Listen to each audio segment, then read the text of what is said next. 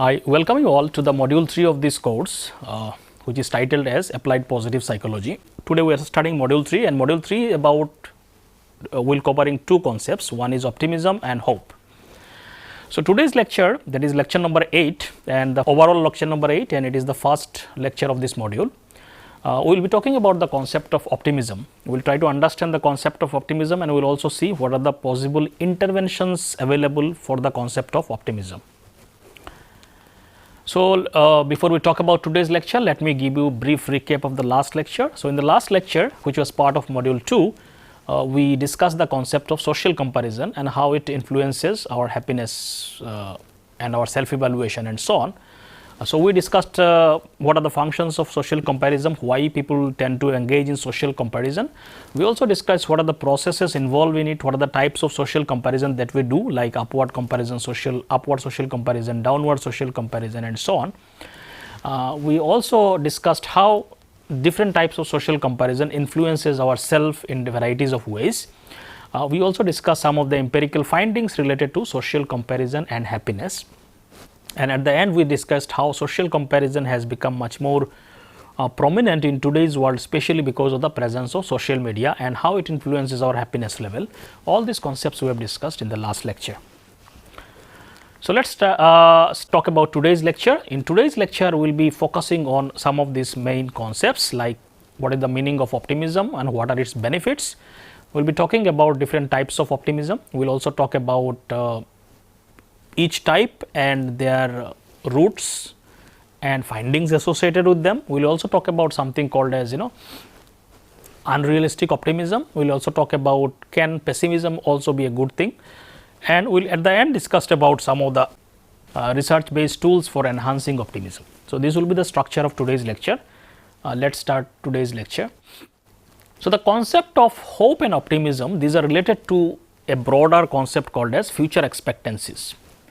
Both hope and optimism are connected with certain expectations in the future expectancies. So, the broad term under which both of these terms comes is called as a future expectancies. So, let us try to understand what is the meaning of future expectancies. So, once we identify goals, we can evaluate our likelihood of achieving them based on our expectations about the future, which is called as expectancies. So, when we set certain goals in our life, we try to understand to what extent we will be able to achieve them and so on. So, in future, so we have certain expectation to reach that goal. So, that future expectations about goals we can generally call as expectancies. Now, Victor H. Broom provided a very elaborate theory on expectancy, and this theory is called as expectancy theory. Which was proposed in 1964. We will just briefly discuss the major points associated with this expectancy theory proposed by Victor Broom. This theory very kind of summarizes very beautifully in terms of what are the factors that can influence whether what kind of expectations we have about our goals. So, this theory talks about number one important point about this theory is that individuals need to believe they can successfully perform the necessary actions, which Broom termed performance expectancy. It is also referred as efficacy expectancy. So, in order to successfully perform actions to reach a goal, one important thing is that the individual should have something called as a performance expectancy or efficacy expectancy, which basically means they should believe that they can perform the task to reach that goal in future. So, if they believe that they can perform a task successfully to achieve the goal, then they have something called as a performance expectancy.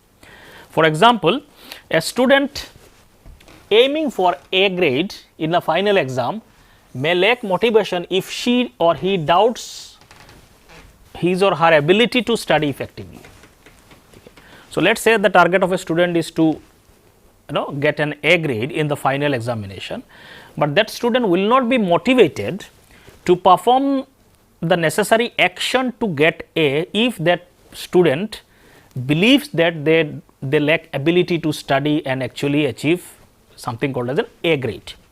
If that person does not believe that they can achieve that goal, then obviously they will not be motivated to pursue that goal, because they do not have a performance expectancy.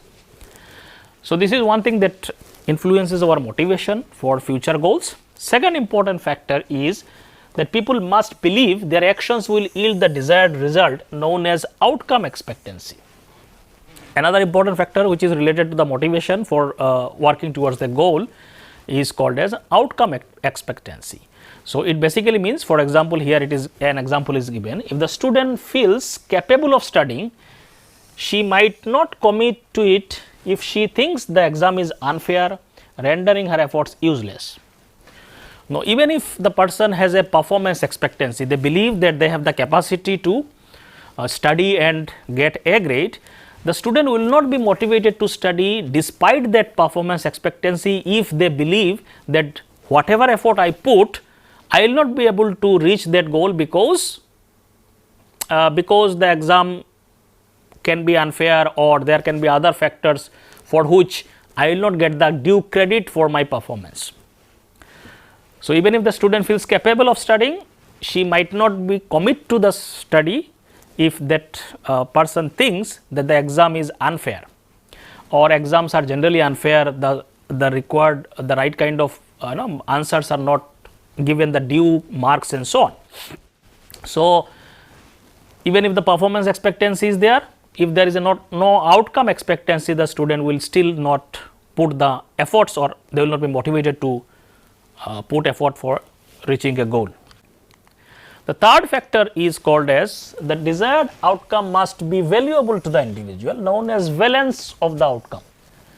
So, the outcome should be important to the person, otherwise the person will not put the necessary effort. So, even if for example, the same case just extend to this case.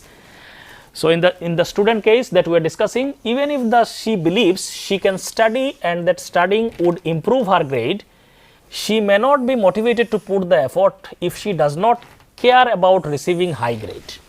So, even if the student has the ability, she believes that she can get an A grade, she believes that if she put the right effort, she will get that A grade.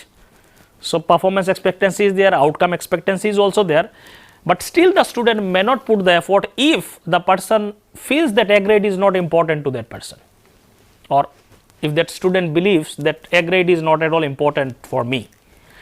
So, there will be lack of balance outcome. Balance of the outcome will be kind of something that individual is not giving the necessary value to the outcome, then there will not be also motivation. So, that was the main three important ideas behind this theory, which talks about how expectancies are influenced and how it influences our motivation for the future goals. Since Bloom's initial work, additional expectancy related concepts have emerged, particularly relevant in the positive psychology. So, after that theory, there are many other concepts also evolved, which are related to the future expectations and how it influences motivation and so on. Among these constructs like optimism and hope, which provide framework for understanding and enhancing motivation. So, two such concepts which we will be discussing in this module, which are related to future expectancies, are optimism and hope. So, today we will be talking about optimism in detail. So, what is optimism? Now, psychologists Michael Shearer and Charles Cover presented their definition of optimism, which they described as the stable tendency. It is a tendency to believe that good rather than bad things will happen to you in future. So, if you have a tendency to believe that good things will happen, so that is called as a state of optimism. You believe something good will happen as compared to believing that something bad is going to happen. So, if you are optimistic, if you believe that something good will happen in the near future based on whatever circumstances one has. So, optimists have a generalized sense of confidence about the future, characterized by their broad expectancy that outcomes are likely to be positive. So, this is a general tendency. That does not mean optimist in every situation they will be thinking of good outcome, but there is a general tendency. Most of the time such people will generally they have a sense of confidence that something good is going to happen in future. So, it is a broad expectancy that outcomes are going to be positive. So, that is the meaning of optimism. Optimism or optimist people have these characteristics. Pessimists on the other hand have a generalized sense of doubt and hesitancy characterized by their anticipation of negative outcomes. So, they are just opposite to optimist. They have a generalized tendency, most of the time they have a doubt about something positive will happen. So, they are expecting more of negative things happening in their life. So, there is an anticipation of negative outcomes for things they do.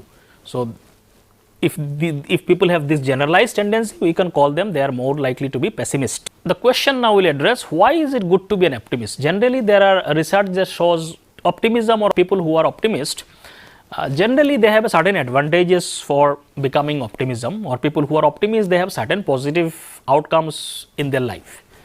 So, let us see some of the possible benefits of optimism. So, some of the research shows that optimist mindset has many benefits.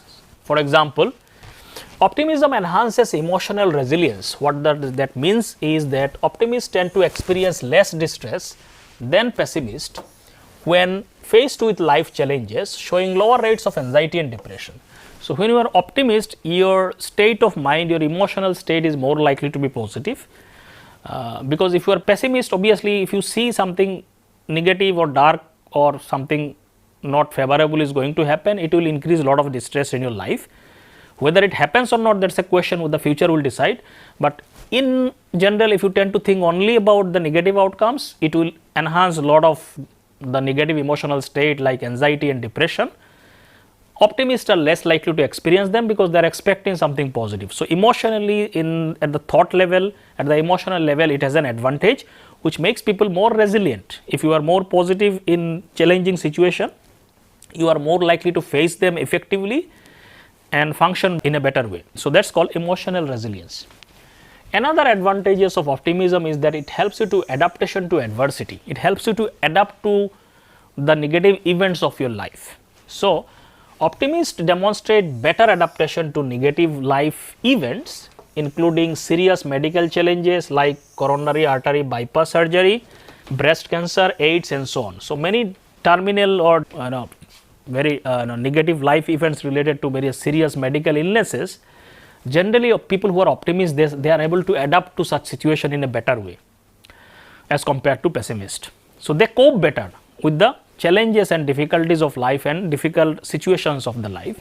So, they cope better following significant changes such as childbirth, where optimist has been shown to guard against postnatal depression and so on. So, these are many specific research evidences that shows that optimists are more likely to cope better, or they are more likely to cope effectively in challenging situations in life, including including serious medical illnesses and so on. So, another thing which is connected to the earlier concept we have already discussed, it promotes effective coping strategies. So, they are more likely to use effective strategies as compared to pessimists. So, that is why they are more likely to be successful in dealing with the problems of life. So, constructive coping mechanism like problem solving, humor, planning, reframing situation positively, these are all healthy coping strategies which help us in a long term way in terms of dealing with the situation. So, optimists are more likely to use them as compared to pessimists. When challenges are beyond their control, they show a higher acceptance of reality, allowing them to learn from adverse situation rather than avoiding them. So, optimists also are more likely to accept reality and learn from a difficult situation rather than avoiding them. So, that is also another aspect that has also been found. Another advantage is they have a realistic engagement to the situation. Unlike pessimists who often distance themselves from the problems, optimists rarely resort to denial. So, optimists generally they try to engage with the situation and try their best to deal with the situation. Pessimists generally run away from the situation more as compared to optimists. So, when you are not even facing the situation, obviously you are not even dealing with the problems of your life, which will come back again and again if you do not deal with them. So, optimists are more likely to engage with the problem and deal with them as per whatever available resources. So, that is also another difference. Persistence and resilience. So, optimists are generally more persistent, they are more likely to put effort again and again when things are not working out, because they have a hope, they have a positive outlook that things will turn out good. If you don't even have an expectation, naturally they will not even they will not even attempt to do something if they don't have expectations. So, optimism, because they have an expectation of positive outcome, they are more likely to put effort again and again. So, that persistence is going to be much more in case of optimist as compared to pessimist. So, that will make them more resilient also, in terms of they will bounce back quickly and again put effort and function properly. Optimism can also influence health and lifestyle choices, which basically means optimists typically engage in more health promoting behaviors, such as maintaining a balanced diet, attending regular medical checkup. This contribute physical health and so on. So, optimists are more likely to also have a better healthy lifestyle choices and so on. Productivity is also influenced by optimism. In the workplace context, optimists tend to be more productive, likely due to their resilient approach and persistent effort. Because of the other qualities that we have discussed, they are more likely to be productive in the workplace and so on. So, these are some of the possible benefits of optimism. So, optimistic state of mind has a lot of benefits, which can help us or facilitate a lot of positive things in one's life in terms of dealing with the situation, particularly difficult situations. Now, let us see what are the types of optimism that are discussed in the literature. So, over the past decades, two approaches in terms of operationalizing optimism have emerged in the research literature. One is optimism looked as a personality trait, which is also called as a dispositional optimism. And another approach of looking at optimism is that it is a way of thinking. This is also called as a learned optimism. So, optimism, there are two approaches. One is dispositional,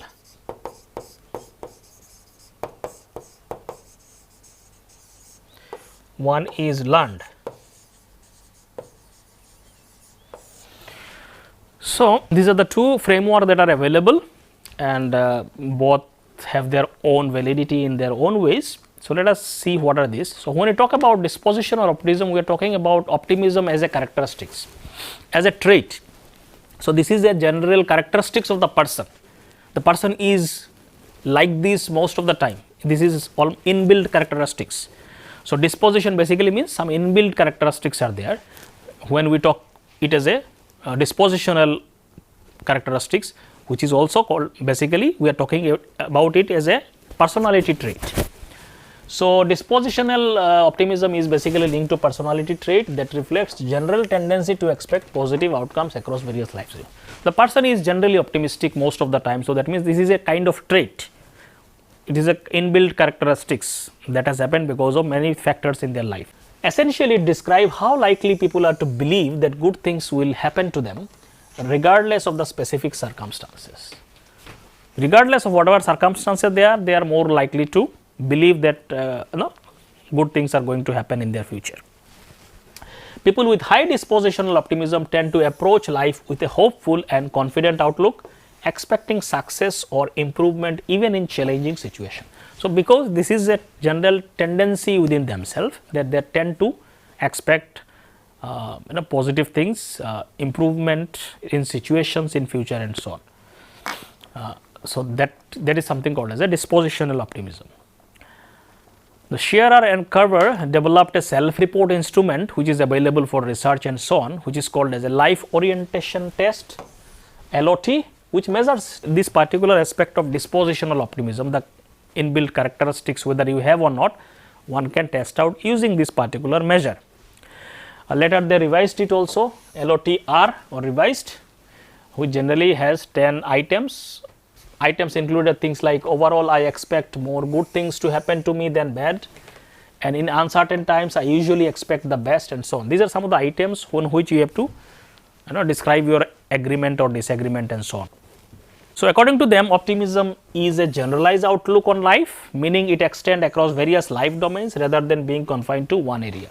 So, when optimism is discussed, it is generalized to all the life domains. So, if somebody is optimistic, that basically means the person will be optimistic in most of the domains of life. It is not only specific domains. So, the true optimists expect positive outcomes broadly, not just in isolated areas like school or work. So, people who are optimistic, they are generally broadly optimistic, especially the dispositional optimism. So, dispositional optimism operates as a stable personality trait. It is a disposition that tends to remain steady over time. So, the person will most of the time will be like this, and it is generally stable, it does not change. Obviously, some situation people will have some differences, but generally the person's tendencies are like this. Even though daily thoughts and emotion can vary, person's baseline level of optimism is generally consistent or stable. This means that while specific circumstances might influence how optimistic someone feels in the moment to moment, their overall tendency towards optimism is unlikely to shift dramatically year to year. So, obviously, moment to moment there can be some changes based on the emotions and so on, but generally there is a stable baseline level around which they will function in terms of optimism. So, what are the roots of dispositional optimism? Why someone becomes dispositionally optimistic and someone is not? Some of the reasons are, one of the reason is there can be genetic influence. Some research suggests that optimism has both genetic and environmental reasons. Shear and Carver's concept of dispositional optimism appears to be influenced by genetics, but it is also shaped by early expectancies. Obviously, so there can be some genetic influence, so which can kind of facilitate certain tendencies of becoming optimistic. And obviously, genetics is never 100% in the psychological trait. So, there can be environmental also, how a person experienced life situations, how they were taught, what kind of models they experience in their life. If their parents are optimistic, probably it will also influence the child mindset in terms of whether they also become optimistic or not. So, from the environmental learning as well as some genetic influence will also determine whether someone is dispositionally optimistic or not. Second is the early attachment style and support from parents can also influence whether someone is optimistic or not. So, drawing from Erikson's development theory, the Carver and Shearer proposed that a secure trusting attachment to parental figures can foster optimism, aligning with other theories like Bowlby's theories on attachment theory and so on. So, if people are generally has a very secure trusting relationship with their parents, generally this gives more optimistic mindset to the which can foster optimism among the kids and which may also remain in the later adulthood also. So, attachment style can also influence parental support and so on, also can influence optimism. Third factor also which can influence optimism is childhood socio-economic conditions and experiences. What kind of background you are born in can also influence, like childhood socio-economic condition also impact optimism. Studies show that children from lower socio-economic background are exposed to more stress and negative emotional environment, leading to lower optimism. So, it is also possible that if a child from their birth is experiencing lot of stress and negative environmental conditions, where they do not have much control over life and so on, and they face series of negative events, then that will also influence their mindset and they may become very pessimistic in terms of, because they do not see much hope in their life. So, those socio-economic condition also can influence the mindset and influence their optimism level. So, initially especially the childhood socio-economic condition can have a very deep impact, even though, and this may set their optimism level despite, even though maybe in a socio-economic condition improves later. So, childhood experiences plays much more important role. Further evidence also link positive childhood experiences to optimism. So, obviously, if negative experiences can lead to pessimism, positive experiences will lead to optimism. For example, in one study found that college student high dispositional optimism scores were often attributed to beliefs in a just world, religious spiritual faith, privileges and feelings of hope, all factors often rooted in positive early life experiences and supporting parenting. All these factors were found to be positively impacting optimism, and they all can be linked to positive early life experiences. So, therefore, both the genetic influences as well as environmental influences, parenting influences, all these factors can collectively contribute to and shape whether the person is optimistic dispositionally or not. Now, the second concept which we are discussing is that there is another aspect to optimism or another type of optimism which is called learned optimism. Now, learned optimism is a concept developed by Martin Seligman, which refers to the ability to cultivate a positive outlook and expectation of good outcomes even if one initially has a more pessimistic view. So, this is a learned optimism, means you learn to become optimistic because of certain life experiences. It is not something inherent in you, you learn to become optimistic. So, you cultivate an ability within yourself by learning, not because it was genetically influenced or something like that. So, you learn to have a positive outlook in life, expectations of good outcomes, even if initially the person may be very pessimistic, that he or she decides to become optimistic. So, even the person may be initially pessimistic, then the person changes into optimistic person by learning things from environment. So, that is called as a learned aspect of optimism. So, one can learn to become optimist also. So, unlike dispositional optimism, which is relatively stable trait, learned optimism is an acquired skill. You learn it by practicing, by observing things. Seligman works is grounded in the cognitive behavioral principles where individuals can actively change their thought patterns to interpret situation more positively. So, basically one can learn to become optimistic by changing their thought patterns, changing their interpretation processes and so on. One of the main things that influences whether somebody is optimist or pessimist is something called as an explanatory process or style. What is the style in which you explain things that happens to you, whether success or failure? How do you explain these factors? Positive things, negative things happens, we tend to explain why this has happened. What is the style of explanation that will influence whether you are an optimist or an pessimist? So, this thought processes one can learn. So, let us see what is this explanatory style which can influence learned optimism. So, psychologists use this term explanatory style to describe the tendencies of some individuals to habitually use certain type of explanations for event. People can have style of explanations. Some people, there is a tendency to all the time explain positive things in a certain way and negative things in a certain way whenever it happens. Whenever something negative happens, some people have a natural general tendency to explain it that something they cannot do about anything about it, or they always will be bound to such things, they always experience negative things in life, something like that. So, we have many people develop certain tendencies of explanations which makes their explanatory style. What is your style of explanation? So, this style of explanation can depend on three important factors. One is, do you explain things based on internal or external factors? Do you explain things based on factors which are stable or unstable, or do you explain things which are based on factors which are global or specific? That will determine what is your explanatory style. So, let us explore this a little bit more. So, when we talk about internal external dimension, this addresses whether individuals attribute the cause of an event to themselves or an external factors. So, whenever some event happens, positive or negative event happens, where do you see the cause? Do you see the cause within yourself, or do you see the cause outside of yourself? So, that is called internal external. So, if you see the cause of a failure or a success within yourself, then it is explanation using internal factors, or if you see the cause of a success failure on outside factor, then this is called as an external explanation.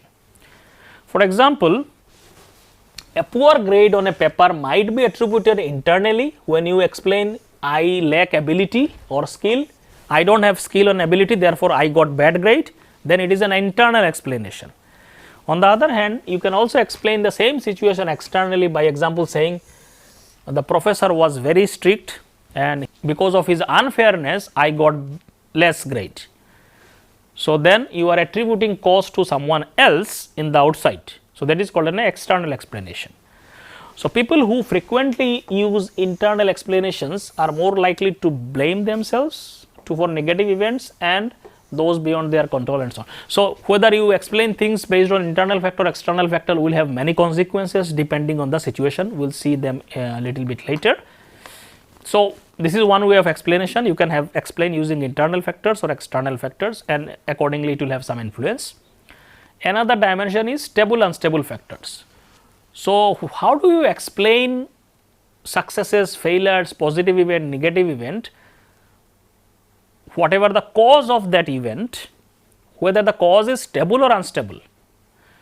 When we say something is stable, we are saying that factor is a very like relatively permanent. This factor cannot be changed easily, then it is a stable factor. If these factors can be changed easily, then it is an unstable factor. So, an unstable cause is temporary, such as I am not able to write well because of a distraction. So, when you say I could not write well in this exam because I was distracted. So, this is a temporary situation. If distraction is removed, you can write well. So, the factor is very unstable, means very temporary.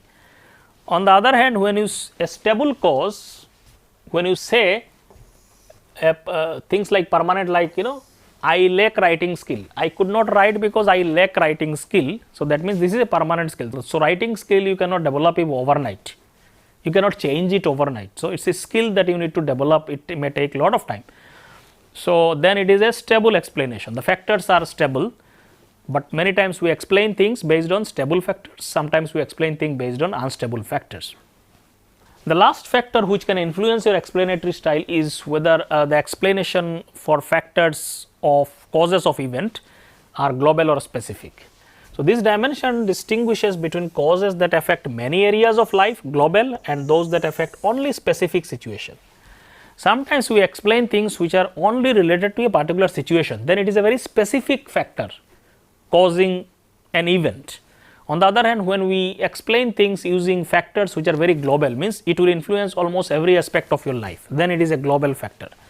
For example, believing one cannot write at all is a global explanation. When you say that I am not good at writing or I perform badly in a writing task simply because I am not good at writing. So, this is more of a global explanation implying poor performance in any writing task. So, that means it is a more global, means it will influence many situations of your life. Any writing task you will be performing poorly.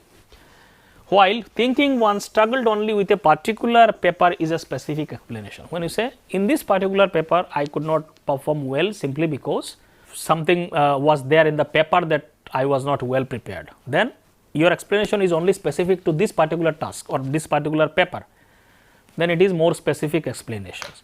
So, you can explain using global factors or specific factors. Now, individual may develop a explanatory style based on these factors when they habitually explain using some of these factors. So, based on that we can have some pessimistic explanatory style, we can have an optimistic explanatory style. So, how can we say when one becomes optimistic style and when it becomes pessimistic? An explanatory style featuring stable global and internal explanation for bad event is termed as pessimistic explanatory style.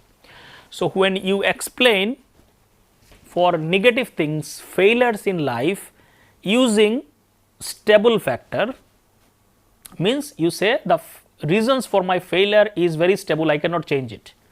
For example, when you say I failed because I lack skill or I lack ability. So, this is one important factor. Then global means you explain things by saying that I failed because again ability is a global factor, So, I do not have abilities to perform well. So, that means in most of the situation I will fail in my life. Internal explanation, I failed because again in ability is an internal factor. So, when you say I failed because I lack intelligence or lack ability. So, this is again an internal factor. So, when people generally people with pessimistic style, pessimistic explanatory style generally explain negative things or failures in their life using stable, global and internal factors in their explanations. When opposite factors are included, then it becomes an optimistic explanatory style. That is, when people use bad or negative things or failures in their life using unstable factors, specific factors and external explanation, then for bad events it is termed as optimistic. So, when you say I failed because the factor was unstable, maybe because you say I failed because I have not done necessary hard work. So, hard work is a very unstable factor. Today I can do lot of hard work, tomorrow I may not be able to do. So, depending on the situation I can change it, it is in my control. So, let us say I failed because lack of hard work, specific in this particular situation I could not put effort, it has nothing to do with other aspects of my life. And then many times people also use external explanations, things like there are so many other factors in the influence, other external to me were responsible for something, the bad performance. So, you do not blame yourself too much. So, this makes people more optimistic in their outlook and so on. So, the pessimistic explanatory style and optimistic explanatory style, the factors that are included in the style are very different, opposite to them. So, pessimistic explanatory style is based on internal, stable and global factors, especially for the negative events or failures in life. So, they generally say it is going to last forever in my life, I cannot change it, it is going to undermine everything they do, and whatever I do I will fail and so on, something like that. So, it becomes more global explanation. So, these kind of factors are there when negative thing happens for a pessimistic explanatory style, which are related to internal factors, stable factors and global factors. Optimistic explanatory style on the other hand, for the negative things when it happens, they have an opposite pattern. They use more of an external things, more of an unstable factors, more of specific factors. So, they say this is a temporary setback, temporary failure, I can change it next time, I can change it, it is just this situation, I can in other situation I am not as bad and so on. So, they only explain things relating to the situation. So, this is an explanation for which is called optimistic style.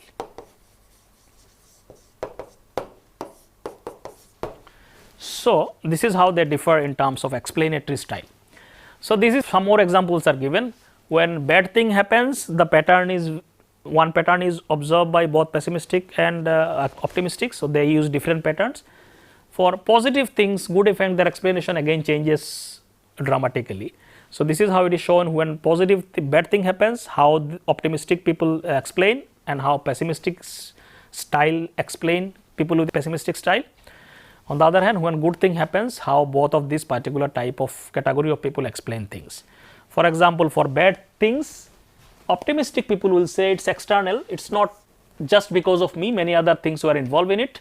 So, I do not have to be blamed completely. Unstable, it is just a temporary setback. Specific, it is just this one situation as we have already discussed.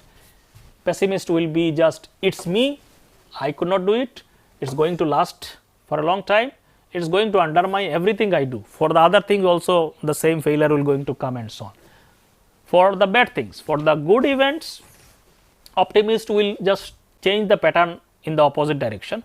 So, they will do it more of internal, like I did it because of my ability or whatever. Stable, I can do it again because this is something I did, and global. So, life is good in a sense, other aspects of life will also have a similar pattern. For pessimist, they will have an external here, it happened to me. So, this will be more of like unstable factors. For positive thing, it is a good one time thing only. So, here they are saying it is unstable. For bad thing, they are mostly likely to explain it using stable things. They are more likely to use external factors for positive things, like for positive thing, here the things will, they will see some reasons outside, they will not take credit for that. So, that makes them more pessimistic in that context. Specific explanations are given in situation, it is just this one situation. When you good thing happens, optimists tend to think every aspect of their life is going to be good. Pessimists are more likely to think that this is only this situation, other aspects are still not that good. So, that is how this is a general pattern where people can differ in terms of tendencies. That does not mean every situation they will be like this, but this is a general tendency in terms of differences in pattern, in terms of how people look at things or explain things when it happens in their life. So, this learned optimism or explanatory style, which is an indicator of learned optimism, can be assessed using a scale called attributional style questionnaire, ASQ, which was developed by Peterson and colleagues in 1982. So, this is a very popular scale that can be used to measure what kind of explanatory style you have, whether it is optimistic or pessimistic. This self-report questionnaire presents respondent with hypothetical events involving themselves and asks them to identify the one major cause for each of this event if it occurs. Respondent then rate these causes of the dimensions externally, stability or globally based on these factors, and one can identify what kind of explanatory style one has. So, for good events there are separate responses are combined for bad events, and responses for good events are also combined, and then the patterns are found out what kind of patterns this particular person uses in terms of explanations. So, this explanatory style based on attributions for bad events typically shows stronger correlation with outcomes compared to explanatory style based on good events. So, generally the explanatory style for bad events is a very strong indicator. People generally are more consistent in explaining bad events. For good events, generally it is not that strong in terms of prediction and of things in the life outcomes. For bad events, optimists and pessimists are very consistent in their explanations. For instance, when individuals attribute bad events to the internal, stable and global causes, there tends to be a correlation with increased symptoms of depression. So, this pessimistic explanatory style has shown very strong correlation with symptoms of depression and so on. However, conversely, when the attribution of good events to internal, stable and global causes, the correlation with the absence of depression, when opposite has happened, so absence of depression is not that strongly correlated. So, that means for negative events the explanation seems to be a stronger predictor in terms of also more reliable indicator in terms of categorizing people, optimist and pessimist, rather than in the good situations. Sometimes that is also occur, but in the bad situations or explanation of bad things is a very stronger predictor. People also use something called as a content analysis procedure known as CAVE process, content analysis of verbatim explanations. When people are asked to write about things that happens in their life and causes, then obviously we can find out the patterns in their writing also. So, this content analysis can also be used for written or spoken explanations given by people. We can also kind of identify what kind of explanatory style a person uses. Now, let us look at some of the mental and physical health benefits of optimism. Has also been linked to these are some of the research findings.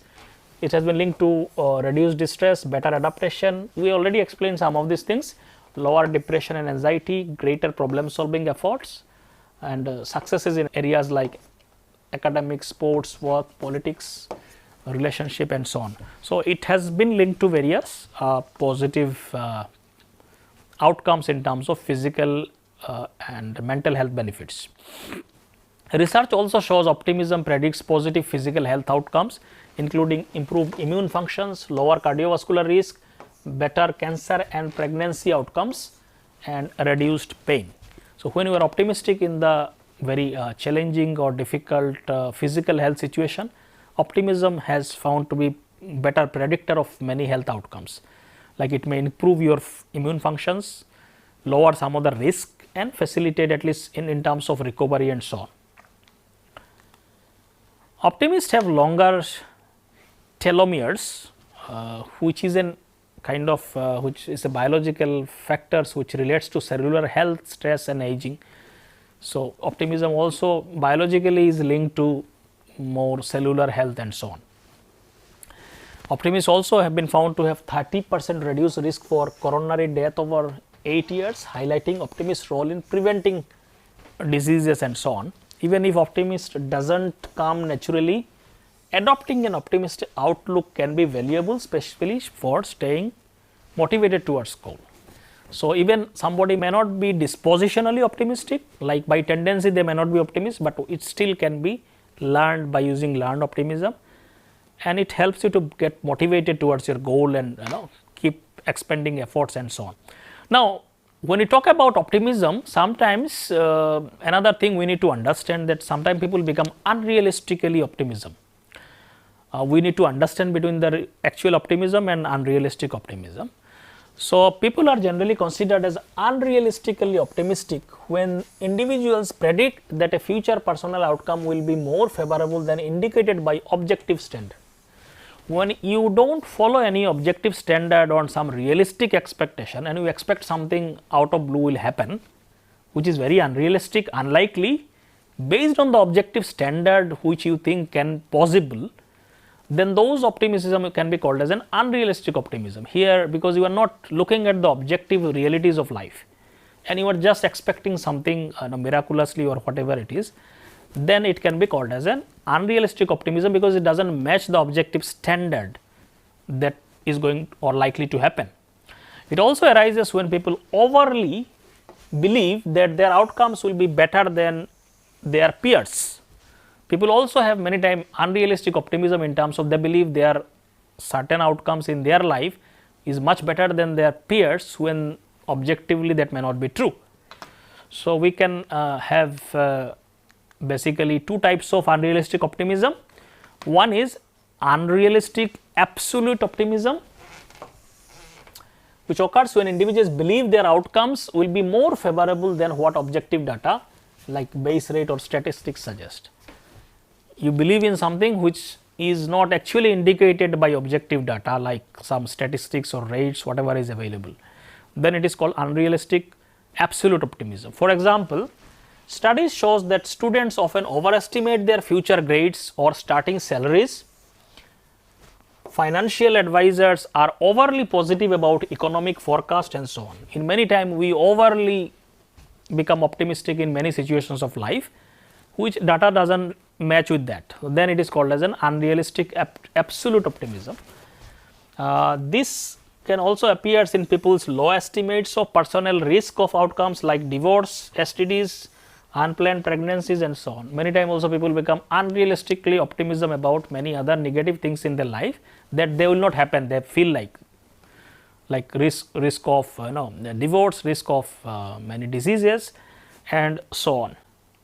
The second type of unrealistic optimism is called as an unrealistic comparative optimism, which involves the mistaken belief that one's personal outcome will be better than those of others. So, when you compare yourself with others and you have an unrealistic expectation about your own life, then it is called as an unrealistic comparative optimism. Researchers typically document this bias by asking individuals to compare their risk of an event such as fatal heart attack to that of others, then comparing their estimates of personalized data driven risk assessment. In one study, 56% of participants were unrealistically optimistic, 25% were unrealistic pessimistic and only 19% were more accurate about their heart attack risk compared to others based on some data. So, similar patterns have been also observed on studies on breast cancer risk, smoking related diseases and so on. In many times we become unrealistically optimistic in a comparative sense as compared to others. We think things will not go wrong in our life and so on. So, it is a kind of expectations that people have. So, why are people sometimes unrealistically optimistic? So, there can be some reasons. One is motivation play very important role, as people often want to believe they are less likely to experience negative outcomes. So, it is an internal motivation that we do not want to think that something bad is going to happen in our own life. So, we are motivated to reduce that possibility and we think something good is going to happen many times in an unrealistic way, because it enhances your self esteem. When you think bad things are going to happen in your life, your self esteem will go down. So, there is an internal motivation to maintain your self esteem or enhance your self esteem by thinking that all these negative things will not happen in your life. So, that motivation can play a very important role why sometimes people become unrealistically optimistic. Another is individuals often know more about themselves than others, which influence their risk estimates. When we compare ourselves with others, because we know about our life and so on, we do not know the other's life, the details of others' life. So, we become generally, we make errors in comparing with other people. So, this base judgment on personal knowledge, history and plans, but lack comparable information about others. So, when provided with similar information about others, people unrealistic optimism tend to decrease. because we do not know much about others, but general tendency we think we become more unrealistically optimistic about ourselves as compared to others.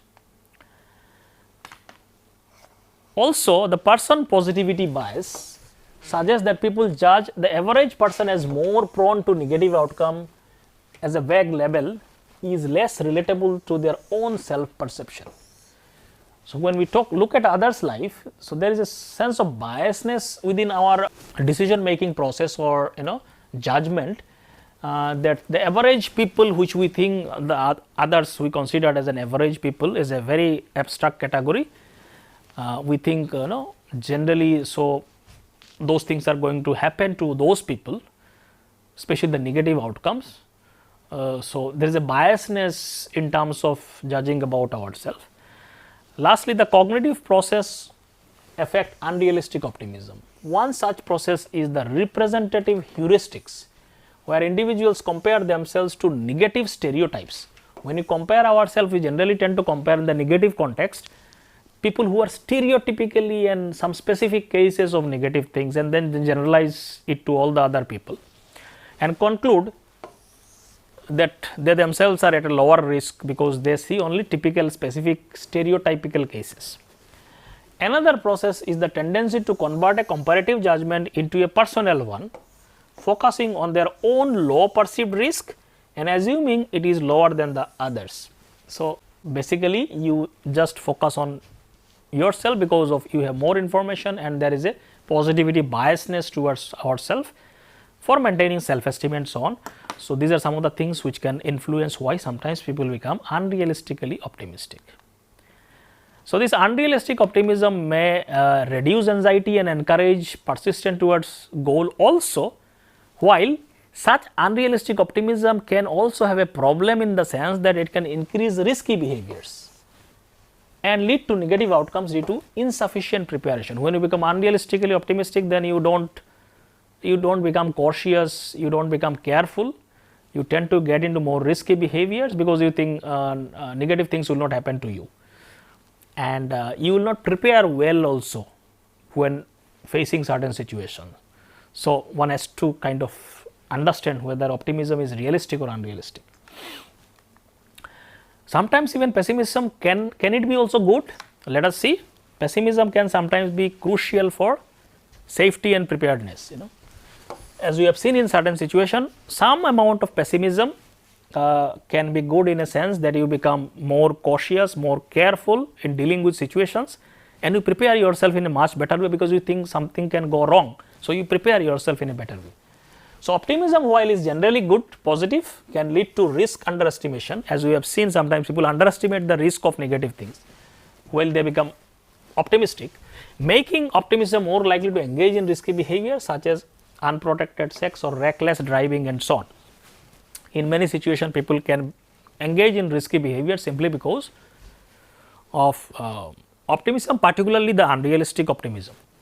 In high stakes situations like a pilot assessing flight conditions during an ice storm, cautious realism is often safer than optimism. So, when situation things can have a high chance of going wrong, cautious pessimism or more realistic assessment is much better than just to becoming optimistic and so on. In traumatic event, optimists may struggle when their positive outlook is shattered, although they may eventually rebuild it.